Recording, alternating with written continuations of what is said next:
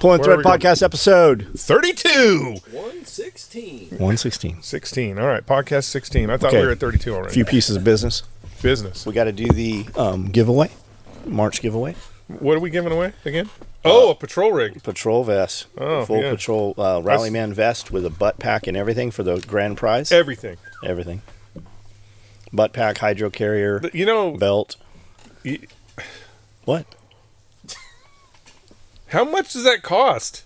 $2,000-ish. Yeah, I was going to say I have to make the motherfucker. If I had a complete patrol, if I had a complete SOE patrol gear vest, or if I had a complete system, and then I had $1,000 in this hand, I know people would go for the $1,000, but man, the patrol vest is worth way more. Depends who it is. Especially you gotta since have the right audience.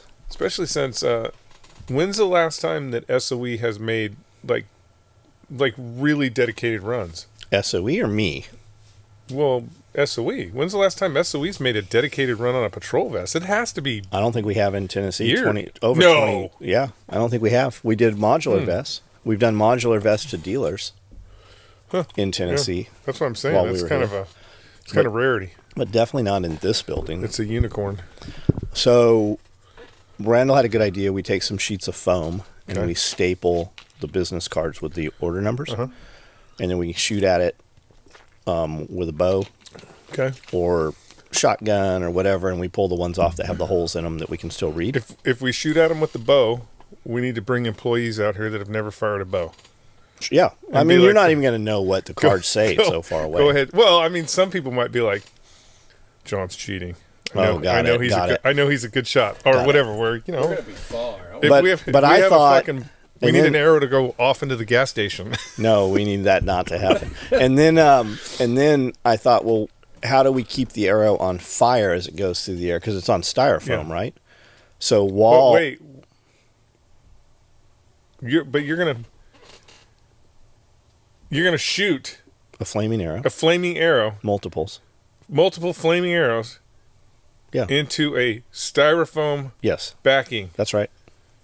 How are you going to pick a winner? Everything's going to burn up. Nah, something will be left. There'll be a few of them, at least a couple of them will be left. It's going to have to be. If it's what is the foam's 4x8. We're going to have to use at least 10 of them, probably. Is it the same foam that's in the arrow targets now? Oh no. We'll just get like styrofoam from Lowe's or Home Depot. They come in pretty big sheets. Yeah, it's going to just explode into fire. That's the hopes. We need to get rid of more of the fucking cards.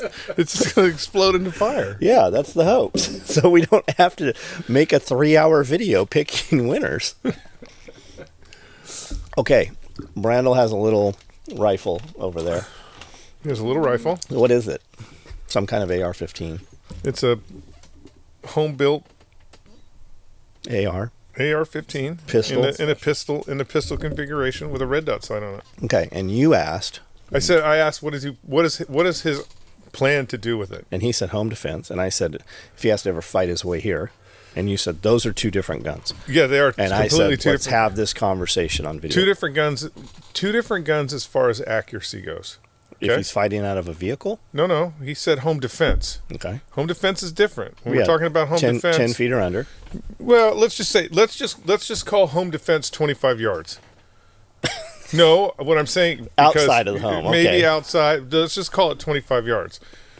Well, that's a different zero than if you're going to fight to here. Got it. Same gun, different zero. Same gun, just different zero. Got it. Okay. Same gun, just. So what if we want to use the same gun for that?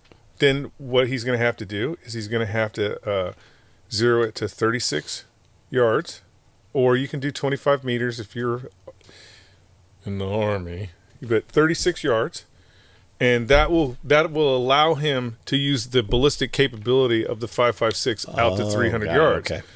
With the caveat there is if he says that if you say that 90% of what I'm going to do is 25 yards and under, then it's better to zero that red dot for that 25 yards so you don't have to use holdovers.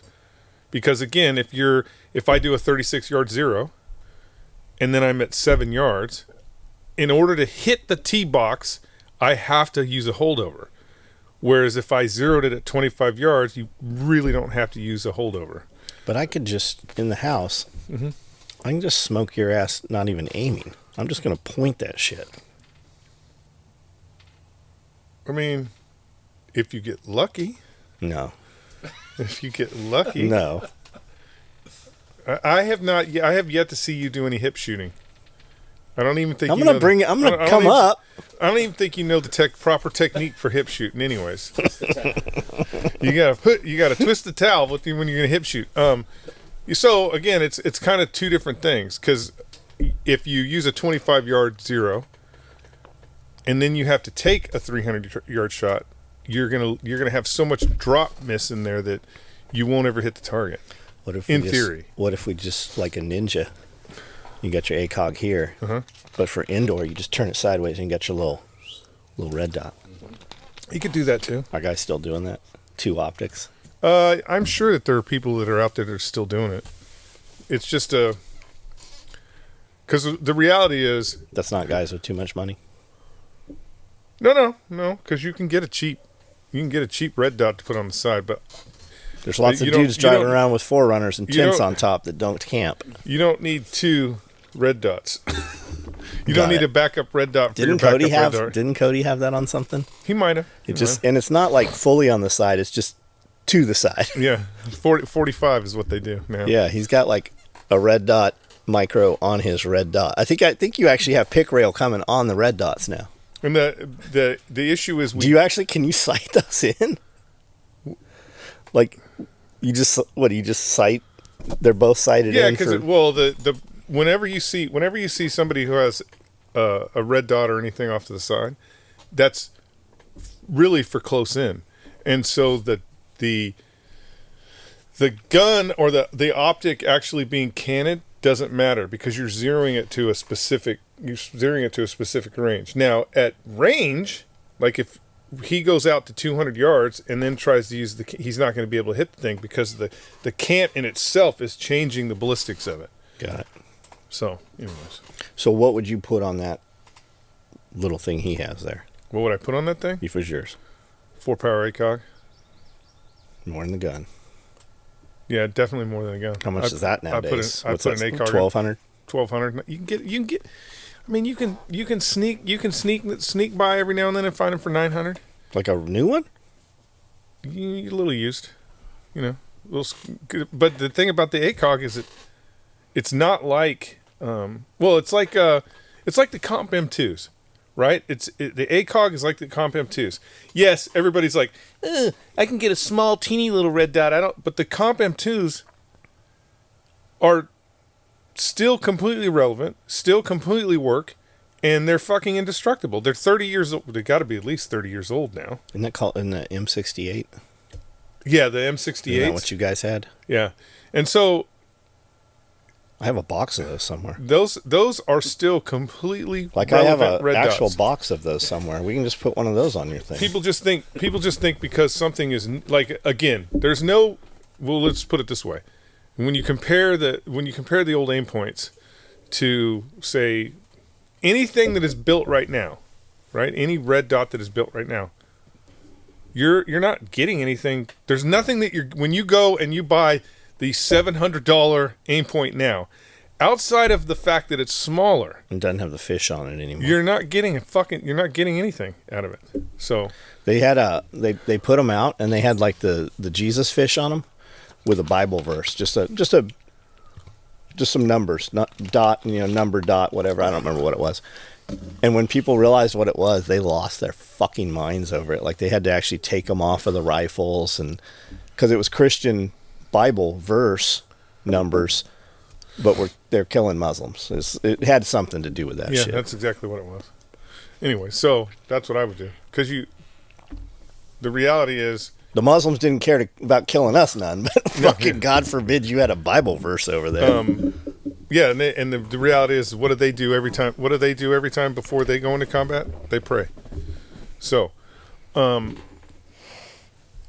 my opinion is, if you have a rifle that is in the 5.56 caliber, right? You want to be able to maximize the capability of the cartridge. You don't want to dumb the rifle system down to some arbitrary thing. Meaning, the reality is there's no reason to have a 25-yard 5.56 gun. There are plenty of cartridges.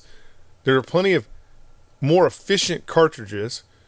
Not really more efficient, but more practical cartridges for those ranges than an AR-15. The reality of the AR-15 is you want to be able to engage targets from 25 or, from 7 yards all the way out to 300 yards. No, and you should be able to do that. You can't do that with a red dot sight.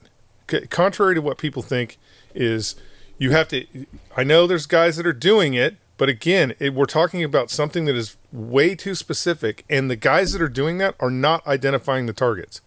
Meaning, right. I can take you out to a range and you can shoot steel, but you can't identify friend or foe. And if you're a regular person, that's priority. Your priority is to be able to identify those threats. Even the Marine Corps, the fucking Marine Corps, who was the iron sight kings of the planet, changed to the ACOG specifically because it gave the Marine the ability to identify friend or foe. So, again... Whereas in the past, you're just identifying person with weapon. No, in the past, you're not. You have to understand how, when you're talking about warfare... If it's not us, it's them and them guys. Anybody that's in front of us is just a dark silhouette. They're not... At no time when the Marine Corps was running around with iron sights was PID. So when they talk about PID now, they're talking about PID because we have optics. If the Marine Corps still had iron sights, there would be no discussion about PID. There would be no discussion about identifying friend or foe. What is the specific definition of PID? I forgot. It's identify some. I don't. Personal identification. Yeah. We wouldn't do that with iron sights because you can't. If a target is at 150 yards, if a target's at 150 yards, lighting, weather conditions, your position, you're really with iron sights, you're just shooting at a silhouette. You're not shooting at a specific thing. Where you can do that with an optical device. With an optical device, you can shoot. When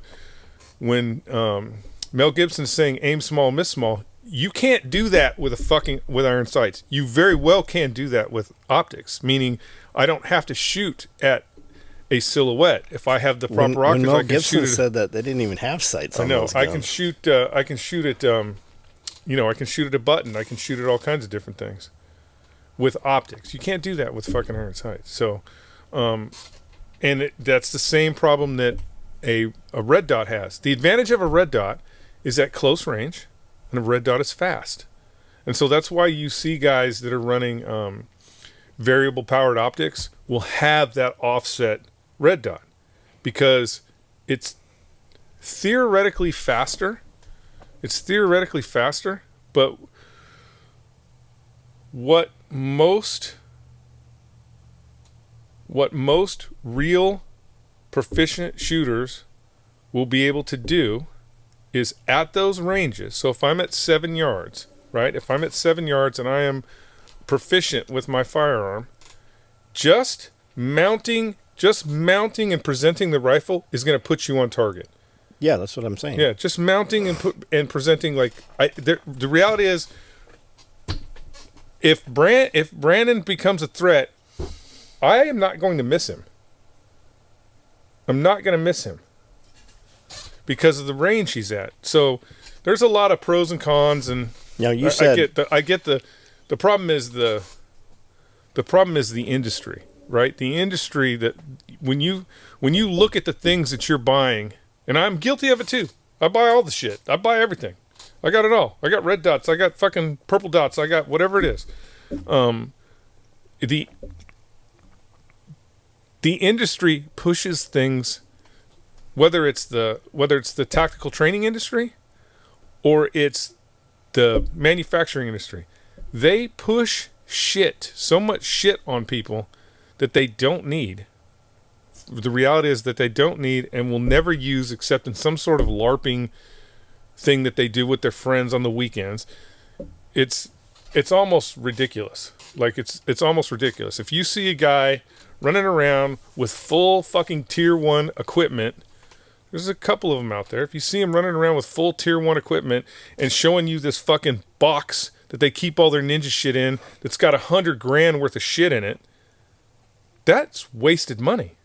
It really, every fucking penny of it's wasted. That individual, that person is never, ever going to use that in the sense of what it was designed for. It's just the way it is. It's like when we do... It's Unless like, you see warfare here. we're not going to... Even if... Here's the thing. Even if we... Let's just say the balloon goes up. Right? Let's say, I don't know, Russians show up, or the Russians show up, or, you know, the federal government goes crazy and we have a civil war again. The type of warfare that you as an individual citizen are going to be doing is not the same that the guys are doing in service, because they have a different support base than you do. So if you think you're going to be fucking kicking indoors and doing fucking 2-man clears on you're the first guys that are going to get killed. That's just how it goes. Yeah, that's assaulter stuff or hostage rescue. Yeah, shit. that is the Someone's always getting shot. That's the problem. Well, the problem is when you think about Delta, right? Or you think about, let's just talk about the square bay, right? When you think about the square bay at 25 yards and guys shooting million rounds of fucking 5.56 at 25 yards. That is a very specific mission conducted by very specific units in the military, right? It's a very specific mission conducted by very specific units in the military with a support structure that you can't even fucking fathom. Like, you cannot fathom the support structure that Delta, Red Cell, you know, even at the low end, even when you're talking about, you know, just a Navy SEAL, the Team 1, SEAL teams. the support structure that they have to conduct those missions is out of control. So if you think, yeah, they have carriers. Yeah, if you think your fucking, I don't know, 10-man militia group in Alabama with all the kit in the world is going to be conducting those missions, you're not going to be conducting those missions. You're going to fucking try and conduct one of those missions, and then the drone is going to blow you the fuck up. So what kind of missions would they be conducting? The only type of missions you can conduct in that type of environment is guerrilla warfare, period. And what would that look like? That's just hit and run. That's finding the weakest points that your enemy has and attacking those points. It's usually, you know, infrastructure, right? So do I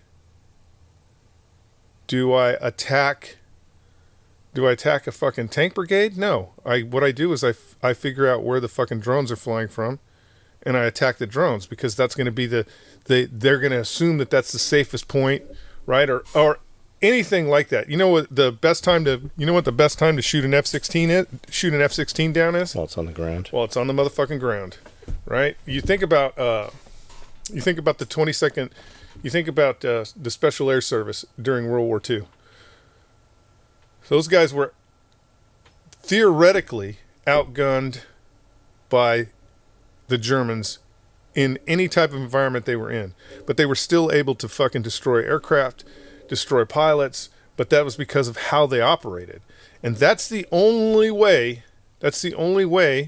a citizen soldier operates, is conducting guerrilla warfare. And you're not conducting guerrilla warfare with fucking plate carriers and fucking helmets and goddamn night vision device. That's just not how it works. What about designated marksman snipers? I mean, designated, if you're talking about operating in a sniper role, designated marksman is probably the way to go in that sense, because you want to be able to be very fluid in how you operate. If you're going to, again, the military has the infrastructure and support to dedicate a guy or a group of individuals to do these specific missions, right? When you think about, like, you know, battalion recon doing rubber boat shit and all that. That's the only reason why they're able to function in that. The only reason why they're able to function in that category is because of all the support that goes along with getting them ashore and doing that shit. Same thing with scout snipers. Wasn't Recon's thing, though? Recon should never be in a gunfight. in the old days, that was kind of Not anymore. I mean, everybody wants, because you have this thing going on now. Well, the last 30 years, right? We control the battle space, right? We control the battle space, meaning we don't have to worry about enemy air. We don't have to worry about enemy artillery. We don't have to worry about anything but the individual fighters, right? The individual guerrilla fighters. And when you control the battle space like that, everybody wants to get in the fight, right? So they don't really want to, like, the reality is all the reconnaissance assets that the U.S., if you go back to the 90s and you think about the reconnaissance aspects, and when force recon and battalion recon and special force, when they were doing deep reconnaissance, they were actually still doing reconnaissance in the manner that required no contact, right? I'm going to go sneak in here, we're going to find out where these things are, then we're going to fucking sit on this ridge over here and watch the jets blow this shit up. They don't do that anymore. But that wasn't force recon. Right? Force recon was doing something different from Force recon at that time period still had the requirement for reconnaissance. So it was scout snipers. Like, the way it was back in the day was scout snipers were the immediate reconnaissance for the infantry battalion, right? So technically we were, I think, and I know I'm going to get these guys, it's been 40 years, so I'm probably going to get these distances wrong. But it was like, what's the area of influence that the battalion has? So the scout snipers would operate within that area. It'd be like 1 to 5 miles. So 1 to 5 miles forward of the battalion, scout snipers would be conducting reconnaissance missions in order to keep the enemy from being able to gain that ground, right? To get close with the battalion. And then battalion recon would be 5 to 15 miles. And then force recon would be, 15 to 25 miles or whatever, right? That's kind of how it worked, or how it was supposed to work, because, right, the battalion, the scout snipers are operating within the area influence of the battalion. The the battalion recons are operating in the influence of the regiment. The force recon guys are operating in the influence of the division, right? So it's just kind of that. It used to be that way. It's not really that way anymore, because Who was delivering those guys 25 miles out? it'd have been Marines. It'd have been 53s, or it'd have been. So they're getting air because answers. again, Not always. yeah, not always, but again, it becomes asset driven, right? What do scout snipers have? Well, back in the day, the scout snipers had their feet, so they were walking into that thing. Now, battalion recon has a little more assets available to them, right? They got some boats and helicopters, and they got a little more assets available to them. You get to force recon, they got fucking dune buggies, they got jump wings, they got scuba bubbles, they got a bunch of more assets to get them into that. The reality Got is, it. when you think about, Every time I saw force out at your guys' range and stuff, they were training for like gas oil platforms. They were training for VBSS, boats underway, the SEAL mission, basically. well, you have to understand that we are always Looking for a job. not looking for a job, but we're always trying to find, like, when you think about the gas oil platform, it's kind of a lame target. Like, it really is a lame target, but it's sexy. It's abundant. But it's really a lame target in the sense of you can control a gas oil platform with fucking any naval vessel, but it's sexy when the guys come out of the water and go up the fucking ladder and hook and climb and snoop and poop. It's sexy, and so that one of the downfalls. Now, I don't want to say downfalls of the military, because you got to do what you got to do, but you're always looking for the sexy mission, because the sexy mission is where the money's going to be at, right? That's where the money's at. So when you think about, the first Gulf War, we took down some gas oil platforms. Well, we took those gas oil platforms down with no training. Like, there was no training package that those guys got before they did it. And so the training package, like always with the military, the training for the mission came after the mission, right? Guys were doing, you know, we think about VBSSs, right? Navy SEALs and fucking. Ever since ships have roamed the seas, Yeah, sailors. pirates. Well, no, just regular Navy Yeah. sailors have been doing VBSSs. It's a lot more sexy when a guy's in a wetsuit and fucking climbing up with his MP5 than a sailor in his fucking sailor gear going over in the commander's skiff to fucking take. It's about the sexiness, and that's how they get money. You know, when you think about even Force Recon after Desert Storm, we did a lot of good deep reconnaissance. There was a lot of good deep reconnaissance, but it's not sexy. Like nobody remembers. There's no commander. You know, there's no general that's going to go. There's no general that's going to go. Oh man, you know what the coolest thing about the Gulf War was? Fucking sexy ass Force Recon guys out doing snooping and pooping and relaying all that information back through the radio. That was fucking the coolest thing about Desert Storm. No, they're going to be like, remember when those guys hook and laddered out of the water and Dude, fucking... I tried to climb a caving ladder like 6 months sucks. ago, and I'm like, I can't get up this mother. There's no way, Amanda, because we wanted to use them for a building, right? I wanted to get up to a second floor with them, and I'm like, there's no fucking way she could climb up this thing. I bought a 30-foot telescopic extension ladder, so for a couple minutes you see a fucking giant ladder there, but then you just pull it up and bring it inside with you. But I was literally looking at it, I'm like, oh, caving ladder. I can get the pole, the painter's pole, and the caving ladder, and the wire rope, and I don't know where I was where I actually came across one. I'm like, I can't get up this motherfucker. Like, because I'm like spinning around and shit. I'm like, how the fuck did you ever do this?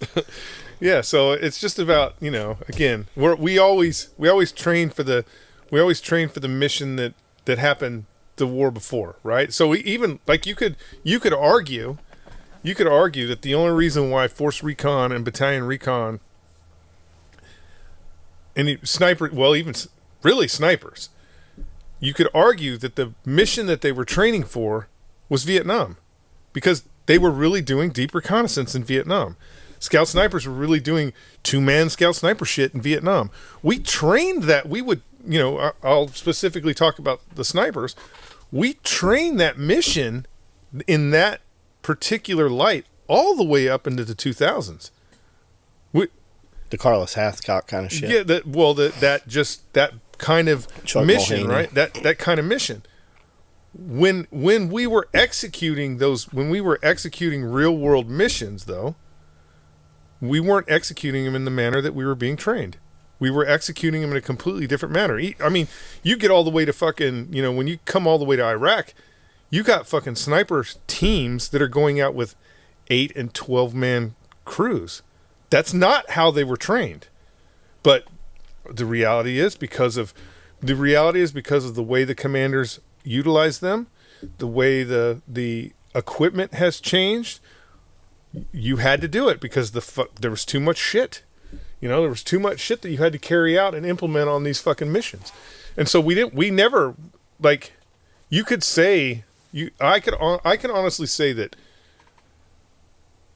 maybe even up until the time sniper school closed, no one was really training to the capabilities of the systems and personnel that we had in play. We're still using all this shit from the 60s. Did I not hear sniper schools coming back? Marine Corps bringing snipers back?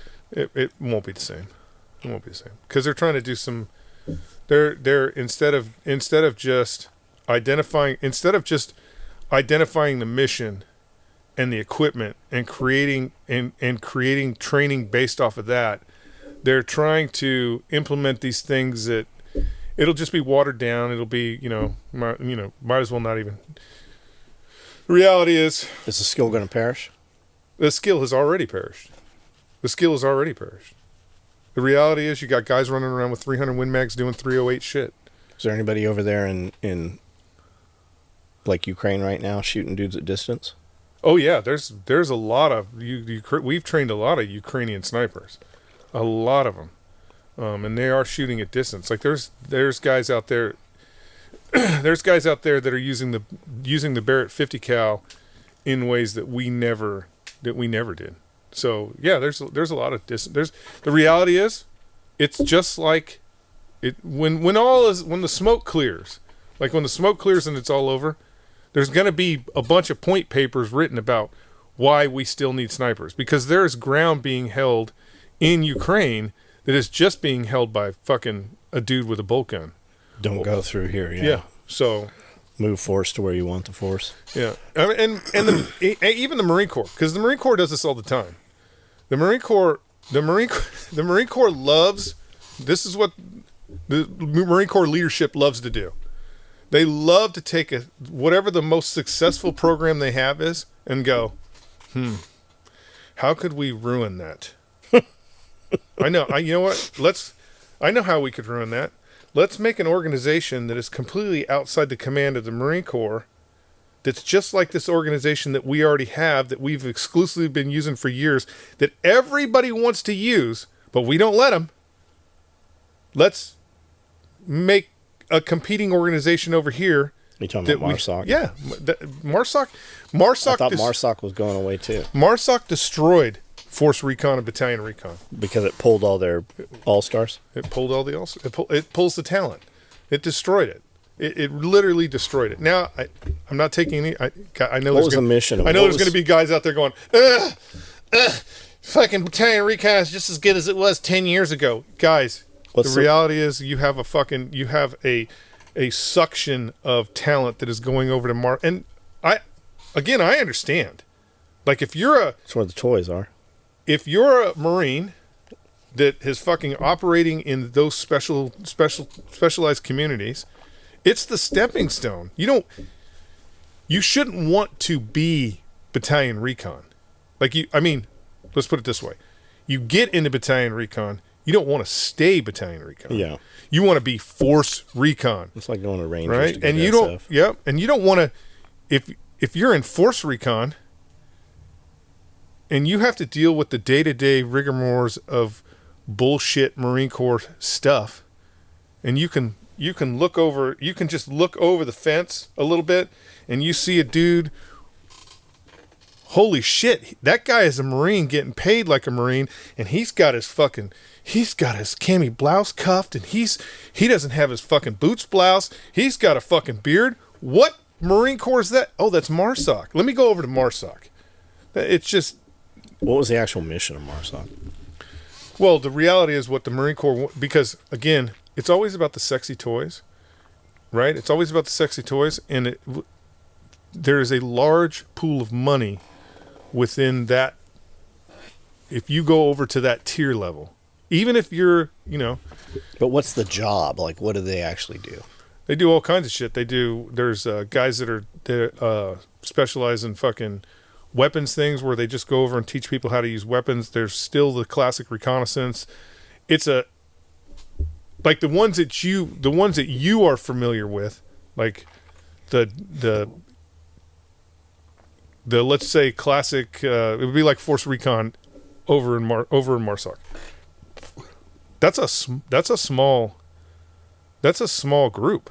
That's not really as big as people think it is. When we talk about MARSOC, we're talking about a huge support structure, a command structure. We're talking about fucking all kinds of different little groups that do different shit. It's a big drain on the Marine Corps. They have their own air assets.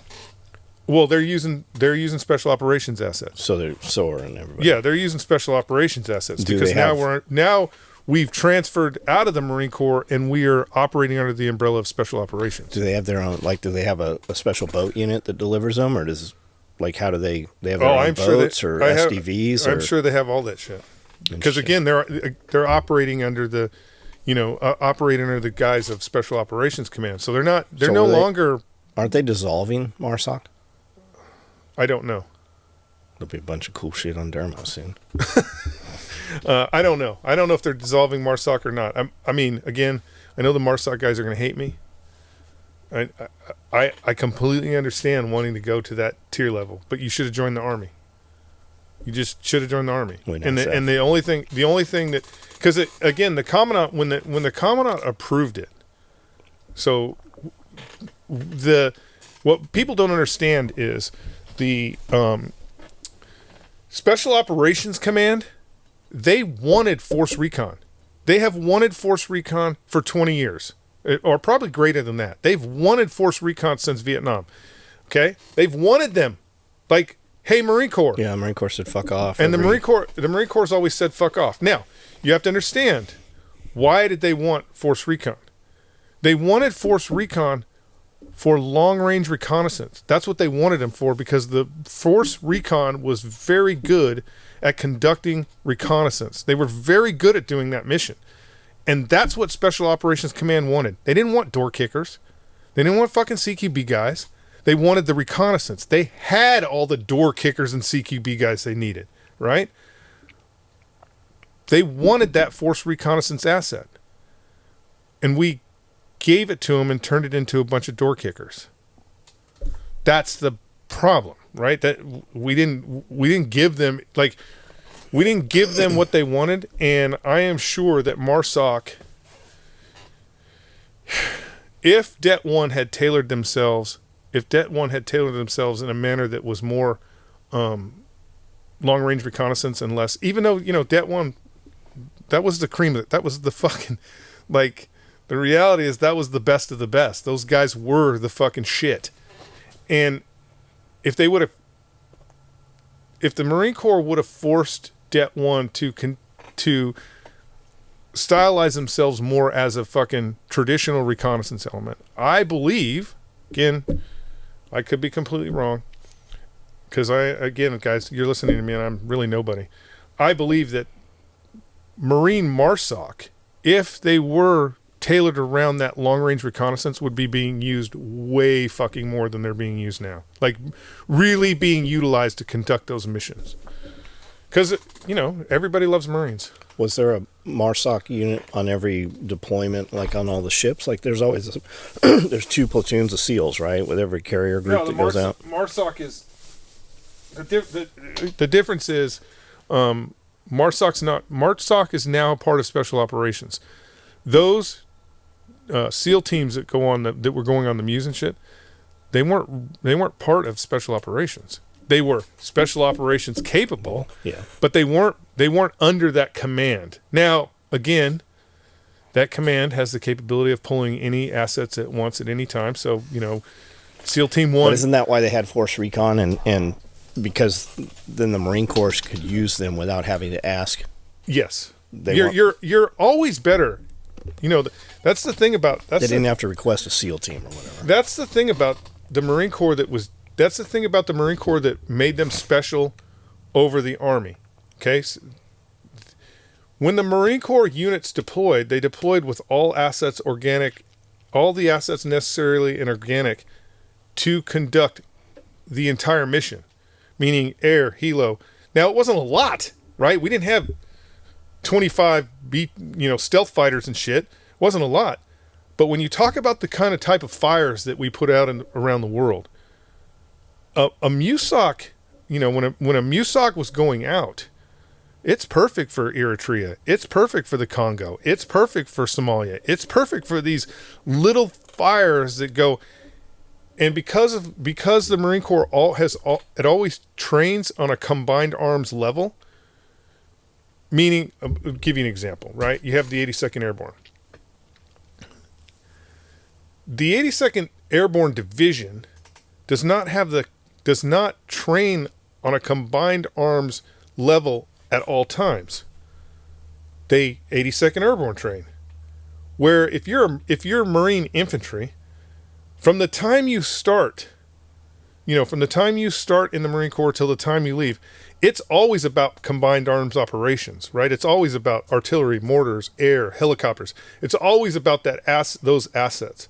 And so that's why the Marine Corps was very effective in utilizing that around the world. So much so that even the fucking U.S. Army tried to replicate it. They still try and replicate it, but they just can't replicate it. And the reason why they can't replicate it is the fucking Army's too big. They're just too big. Like, if you want to win a war, you need the Army. Like, you need the Army. If you want to put out some fires, you need the Marine Corps, because the Marine Corps is capable of doing that. That I say this all the time to guys when they're like, you take an Army guy, and it's not specific, but usually they want to know, where, when, how much, what do I pack, who's coming with us, what the support is. With Marines, it's a lot different. With Marines, it's pack your ruck. We're going here. There's no questions. It's just you pack everything that you need to fucking sustain yourself and fight. It doesn't matter. Like the reality is, if I'm in woodland camis and black boots and we end up in fucking Saudi Arabia, it's not going to matter. I'm still fighting exactly the same. I'm going to fight exactly the same. I'm going to dig the same holes. I'm going to fucking use the same combined air, right? It's that mentality. I tell people all the time, you need to be more expeditionary, meaning all we need to do is get there. And when we get there, we'll figure out how to win the fight. A lot of people want to try and win the fight, especially big army. They want to try and win the fight, try and figure out how to win the fight before they get there. And they don't even know what the fight is yet. Right? They don't know what the fight is. When all the mission planning in the world goes out the window when the first bullet goes downrange. So you can have 9,000 PowerPoints, and the problem is the Marine Corps has converted over to that fucking mindset. The mindset of planning, of meticulously planning and come up with all these fucking brilliant ideas that mean nothing on the ground. Like nothing. Yeah. Didn't you say the first time you went to Iraq, you guys had like woodland camis or something? You didn't even have desert gear yet? Yeah, they didn't have desert gear yet. So why do we care right now that India's fucking bombing Pakistan and vice versa? Well, the only reason why we care, and I don't know if we need to care. I mean, sorry, India and Pakistan. I know we should care about your feelings. The only reason why we care is because those are both nuclear states. Now. Yeah, but where they're going to let them nuke each other? Well, here's the thing. The Pakistanis just came out. The Pakistani Secretary of Defense just came out. Now, and this is everybody in the world at this point. This is where like the United Nations should be effective. This is where the world should stand together.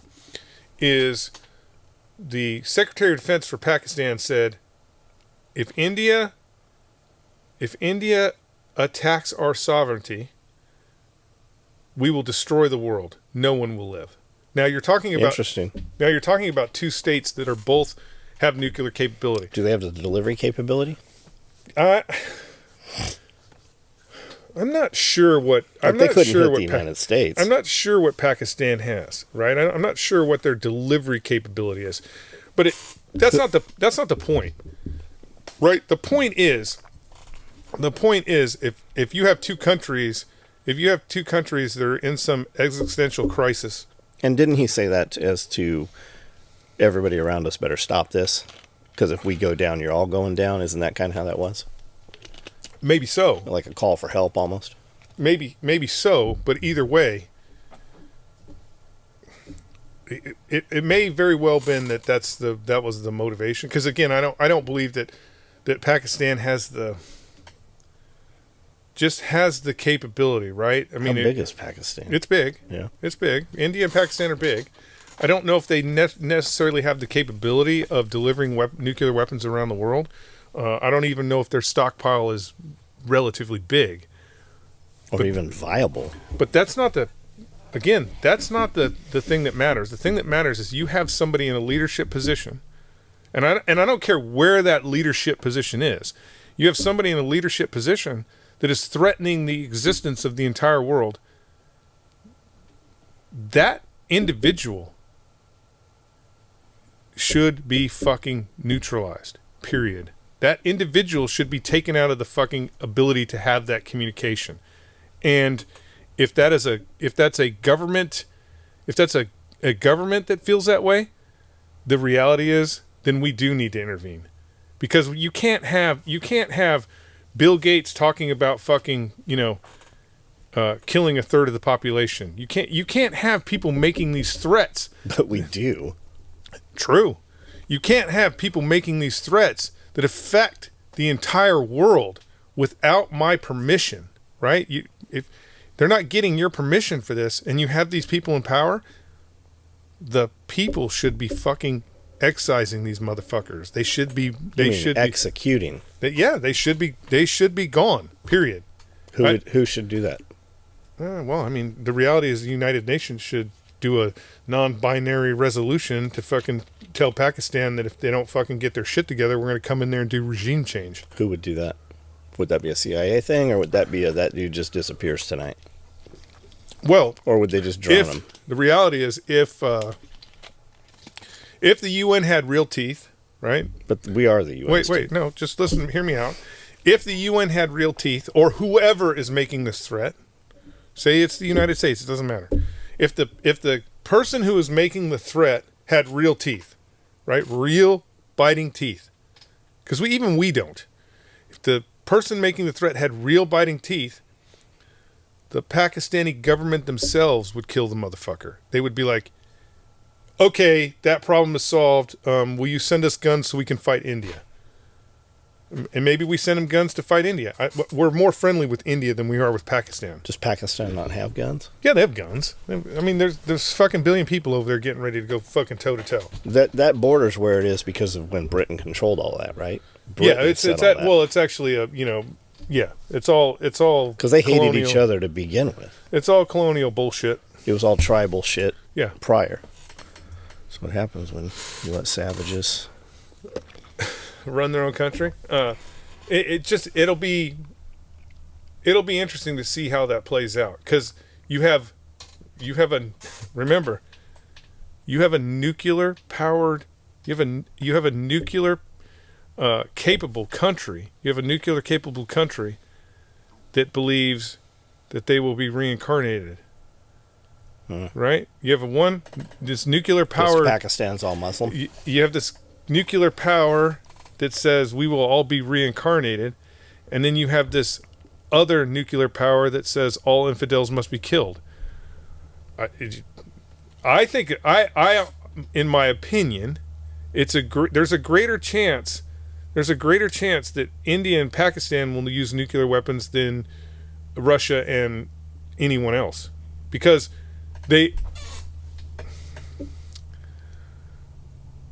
most of the let's talk about the European Union, or most of Europe, to include Russia, they understand the consequences of that. They understand that that's the end, right? It's the end. If you want to be president of Russia until you die, and you start using nuclear weapons, that's the end. You're not going to be president till, and you're not going to unify it. Nothing you do is going to succeed. Nothing you've done or will do will succeed. When you're talking about Pakistan and India, they're fulfilling their goals, right? If India is not going to worry because we're all going to be reincarnated anyway, we'll be back. Pakistan's not going to worry because they're filling their goal with God to destroy the infidels. What religion is most of India? They're Hindus. And they believe what? Reincarnation. Well, I mean, that's one of the things they believe, but, And do they come back as the same person? They might come back as a dog, or... I don't know. I'm not Hindu. But it's interesting when you think about India, and you want to go down a rabbit hole, because maybe, let's just say this, maybe Hindus are right and the rest of us are all wrong, because you can go to India and there are places in India where scientific minds will say a nuclear war has already happened here. Like, there's already been a nuclear war here. And there's all kinds of structures and shit built that can't be explained. Yeah, so maybe... They have so much shit that nobody's even allowed to go into. Maybe India's right, and they will be reincarnated if they have this fucking existential war with Pakistan. So they want that? Or the powers that be? I don't think... Aren't they fighting with China, too? That's not a real fight. That's not they have that... Yeah, a few years ago, you heard there was like 20 of them killed or something. Well, and you find out they beat each other with clubs and rocks. Because a long time ago, they did a something about the dam or something. No, they did a treaty. They did this treaty where there's a zone where no weapons can be brought into no real weapons can be brought into the zone. And every now and then the Chinese will send a bunch of fucking people into the zone with baseball bats and dumb shit, sticks and stuff. And then the Indians will do the same thing, and they'll just go have a fucking 24-hour purge. Well, they just have like a fucking old style gang fight, right? They just have this old style gang fight. There's a dude whipping a chain around his head, over his head and shit. There's a dude with a switchblade, you know, stupid shit like that. Who's the rapper from India? He's really good. He's up on swords, on horses with swords and shit. India does not. This is just my personal belief, and I could be 100% wrong because, again, I'm not fucking Indian.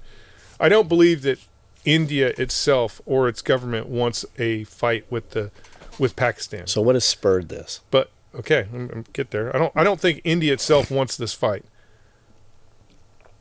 For the majority of the majority of people in India are Hindus. They're very. Aren't they kind of like non-aggressive? Yeah, they are very religious there, just like in Pakistan. The difference is the majority of people in Pakistan are Muslims. And what do all Move Muslim forward and conquer? No, what do all Muslim countries do? Harbor terrorist organizations. And so yeah, that's where Bin Laden was, right? Terrorist organizations. There are terrorist organizations that train and work in Pakistan every single day that cross the border and kill fucking Indians. This response, this India attacking Pakistan, is in direct response of terrorist organizations that crossed the border and killed fucking Indians. No different than what we would do if Mexico did it here. Got it. So I do not believe that India wants a war with Pakistan. Where the same can't be said about Pakistan. Pakistan wants to. They just, they're who they are, and I'd heard that the majority of our pharmaceuticals, at least the raw ingredients for them, come from India. Might be true. I don't know. Yeah.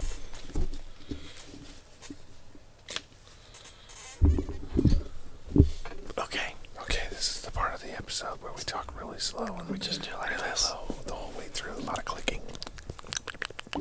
Just a lot of that stuff. And then Also, Hindus believe that they can come back as people, animals, or celestial beings, and they think that it's their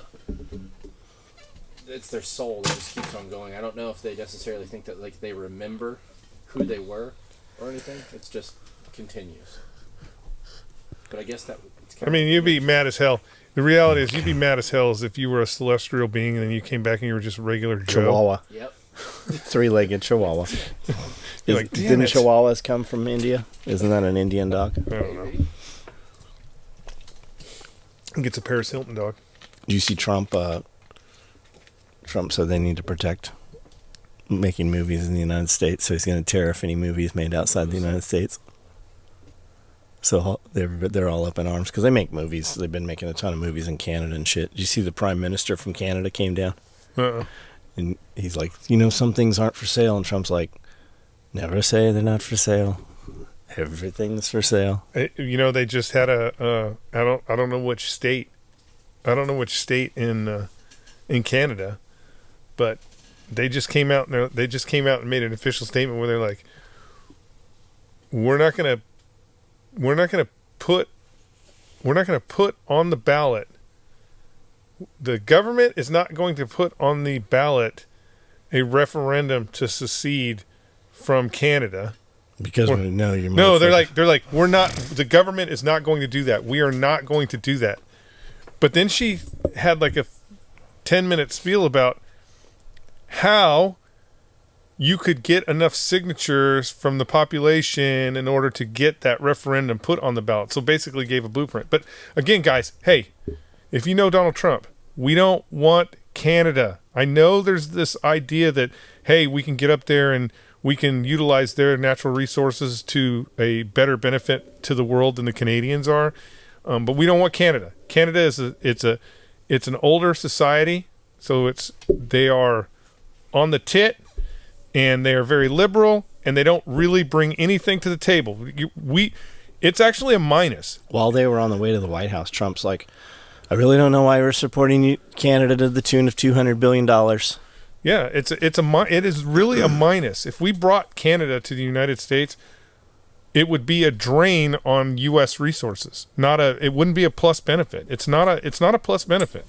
It is just not. Canada, you need to be Canada. Just, again, send us a thing. The reality is every year at Christmas time or maybe on Donald Trump's birthday, they should send a thank you card to the United States for wrapping him in the blanket of freedom that allows them to do all their liberal bullshit. Because, again, Canada, if it wasn't for us, you guys would probably be speaking Russian right now, or maybe even Chinese. I don't know, but you wouldn't be Canada. Yeah, that's what the White House press secretary said, something to that effect. So, yeah, Canada, they're not...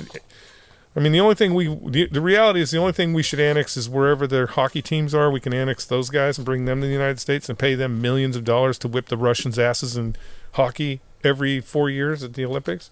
That would be badass. Olympics, got it. That'd be badass. Did you see they had ice raids in Nashville with Did they? Tennessee Nice. Highway Patrol? And Nice. the libs are super up in arms because they were only targeting, brown people. Well, I mean, that's kind of who you're looking for. Yeah, I mean... It'd be awesome it would be awesome though if they just if they brought a bunch of fucking people out that were just as pale white and just like a bunch of Canadians that they're fucking taking exported a bunch of Canadians. Yeah, it'd be awesome. But no, yeah, good. I mean, if you're in violation of the law, you're in I can't break there's no laws that I can break. Right. There's no thing where they're like, "Oh, that's just you don't have to enforce that law today cuz he's brown or whatever." I can't break the law. I certainly can't sneak into Mexico. True. Like, I would get arrested in Mexico. I can't sneak into Canada. I'd get arrested in Canada. It's just horseshit. Liberals are they are fighting. They are dying on a hill that no one believes is correct. I think that the problem is that liberals watch too much fucking TV. And they're taking all those fucking drugs that are being advertised on TV, and they're fucking mentally ill. They have got to the point where they are just mentally ill. Well, look at who most of your school shooters are. Yeah, no, I know. They're all on those drugs. I know. Every one of them. And you can't say that they're not mentally ill. No. I mean, do you see they said all trannies have to be out of the military. Yeah. And they're losing their shit over that. And then they had a tranny on fucking CNN. And they're like, so when you were in the military and you were transitioning, he's like, oh no, I transitioned after I was in the military because I had to take a polygraph test. And if I answered wrong, I wouldn't have been deployable. And the whole thing was they've got this tranny on there. And they're like, we're about to have all these job positions unfilled in the military because we're kicking all these people out. And there's going to be these unfilled positions. They're not deployable. Yeah, that's the... And they said the same fucking thing you said. And the dude interviewing is like, so... When you were in, he's like, oh no, I did it afterwards because we're not deployable. You can't join the military. You never could. So let's just reverse thrusters back to fucking 1988 when I fucking I never got to put my feet on the yellow footprints. When I joined the Marine Corps, if I would have had diabetes, guess who wasn't eligible to be in the Marine Corps? Because I had a pre-existing condition. Sexual dysphoria is a pre-existing condition. So I wouldn't have been able to join the Marine Corps. And during that time period, there are a lot of things, like, for example, during that time period, if I would have developed diabetes, I would not have been able to re-enlist, and there's a good chance that they would have been like, I was just going to ask sorry, you that. for the benefit of the department, because... So somebody with diabetes is non-deployable? Yeah, you're non-deployable because of the medication you have to... As common as it is. I mean, it is common, but again, it's common in older people and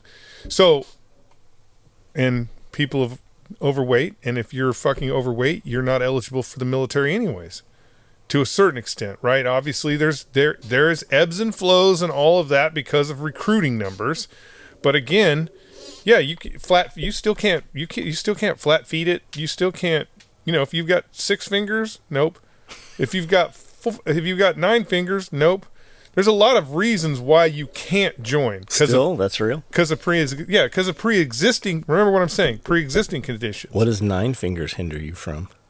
10-finger gloves. Oh, okay. Got it. I'm just saying, there's a lot of pre-existing, conditions that would bar you from being in the military. That's not saying that you can't have an existing condition while in the military, but the guys... So when you think about existing conditions within the military, those individuals still had to meet the standards for deploying, right? They still had to meet the standards for deploying. Like I went on, which was very rare back in the day, but not as rare anymore. I went on deployment with a guy who had one leg. He had to meet all the same standards. He still had to do a PFT. Every fucking ruck march that the battalion had to do, he had to do. And when he came back, he put his bloody stump on his desk to air that motherfucker out, and it would be bloody. But he still had to meet those standards, or he was non-deployable.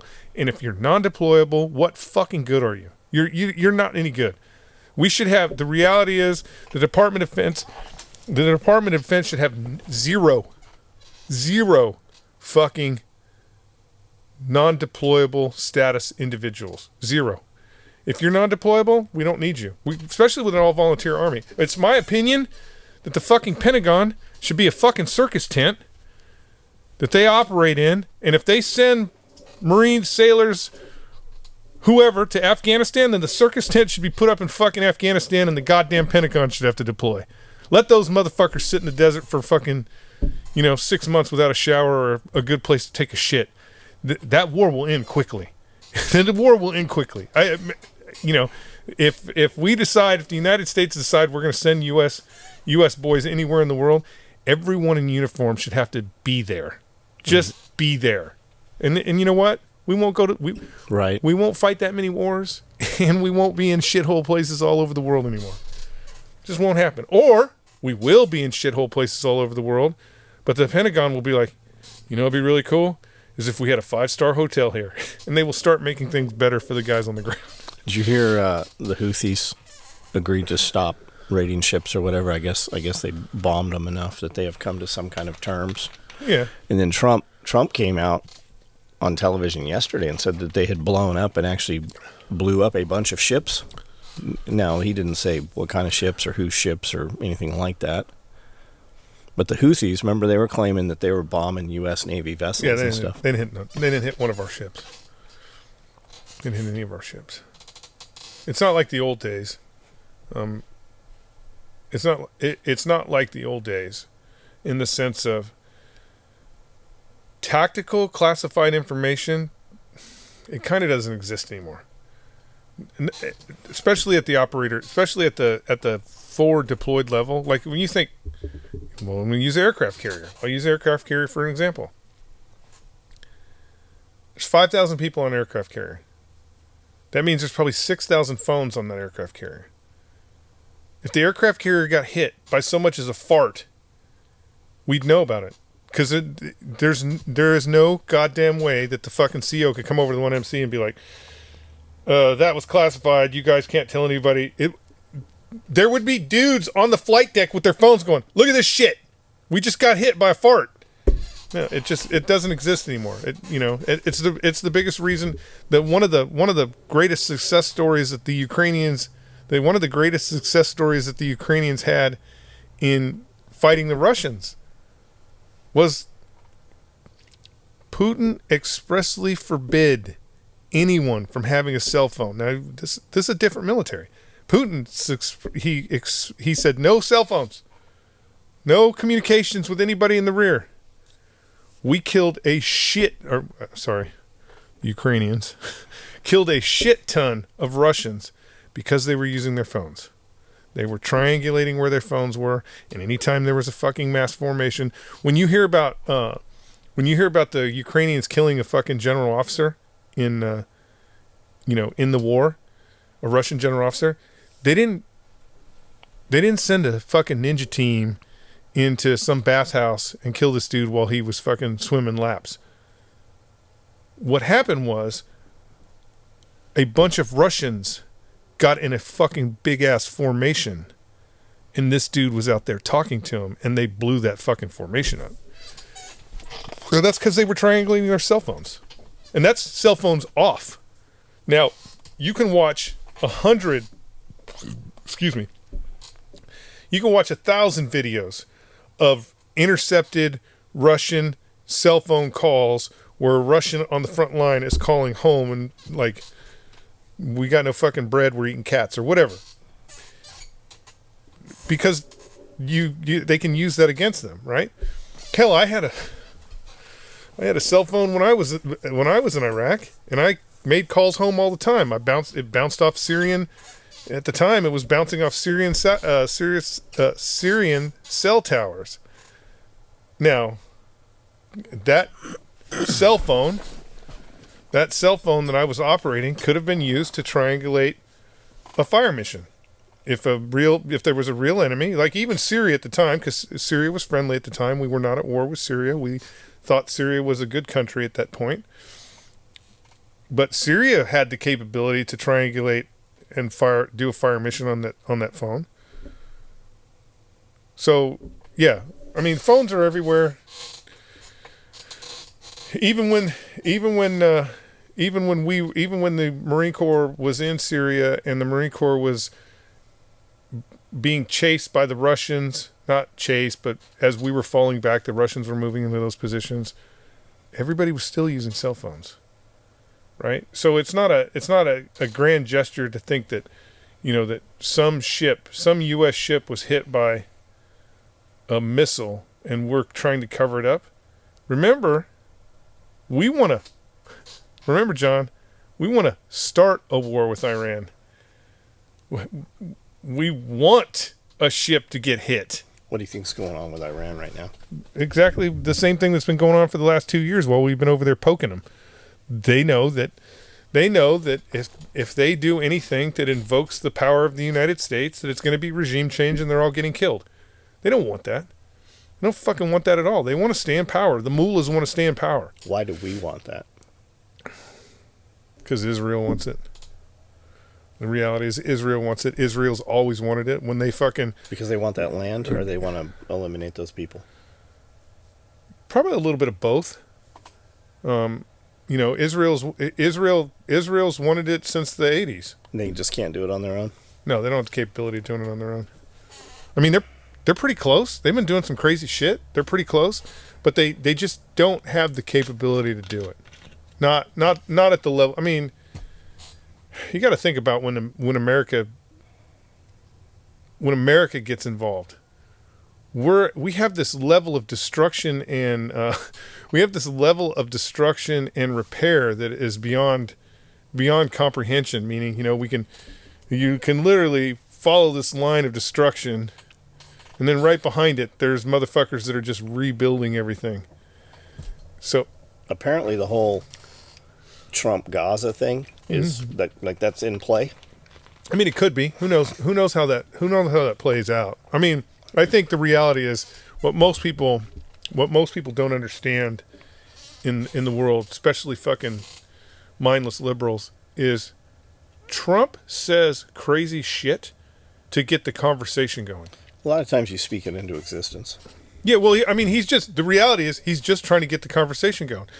Fucking Israel does not want, the reality is Israel does not want the United States fucking controlling Palestine. They don't want us there. They do not want us there, because then that means we're that much closer to meddle in the affairs of Israel. They don't want us there. What do they want? They want it. They want that fucking beachfront property. That's what they want. Yeah, they want the territory. I mean, that's what it's about. That's why they have fucking D9 dozers or D10 dozers that are fucking bulldozing all that shit into the ocean. Those Palestinians can't return. Where are they? Well, they're in camps. They're all to the winds, really. So that's the reality. Is the Palestinian or the Israel wants the territory, and they're going to get it. Now, Trump saying that America is going to do it. At that point, Netanyahu can't go, no, you ain't, because we are the support that he is required. But that also means that Netanyahu has to be like, okay, what do we got to do to keep? What do we got to do right now to keep fucking Trump from building Trump towers all over the goddamn border here? They don't want us there any more than we want to be there. So, and it's the same thing with this whole Canada shit. He just said it in one little breath, and they can't, and the liberals can't stop talking about it. Yeah.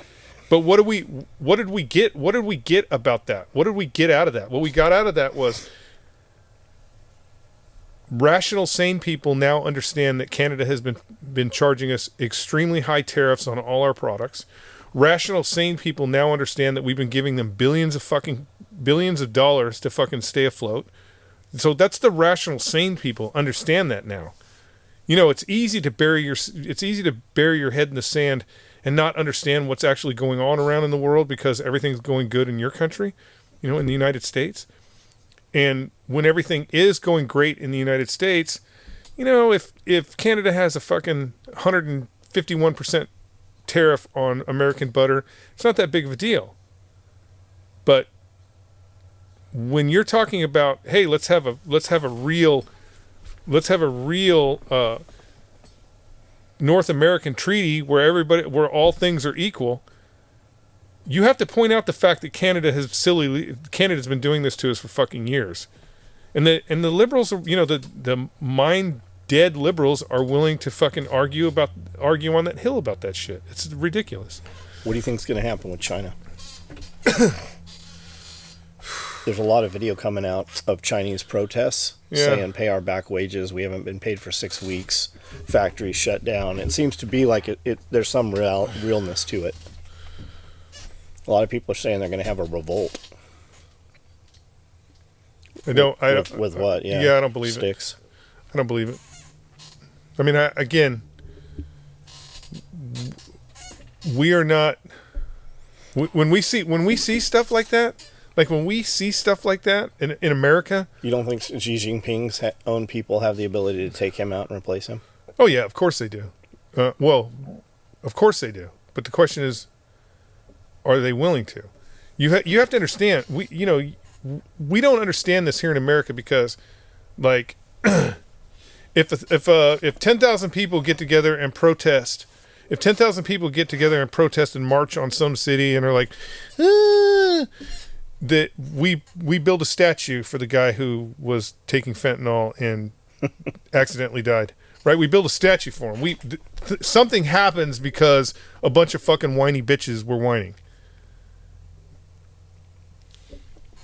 China can starve 49 million people to death and it not even be a regime change. Like, it again, there's not anything that the reality is there's really not anything that the Chinese people can do to fucking change the government. They can't, because again, people don't want to look at this, but even if they killed Pooh Bear, like even if they're like, oh, fucking Pooh Bear had a heart attack, we got a new supreme leader, he still has to follow in the steps of the Communist Party. So nothing is going to change in China. It's not going to be better for the people because the leaders change. It's going to be exactly the same. So again, I don't see anything other than, maybe Pooh Bear is like, you know what we really need? We need a war to rally all these young people, and maybe Pooh Bear decides he's going to attack fucking Taiwan. That's all I see. Got it. All right, we're going to go do Patreon. We're going to go do Patreon. Question and answers, guys. We're doing it at the gas station. Podcast episode, what number? 116. 116. We're going to do it at the gas station. So if you watch the next Patreon, we'll be in the gas station.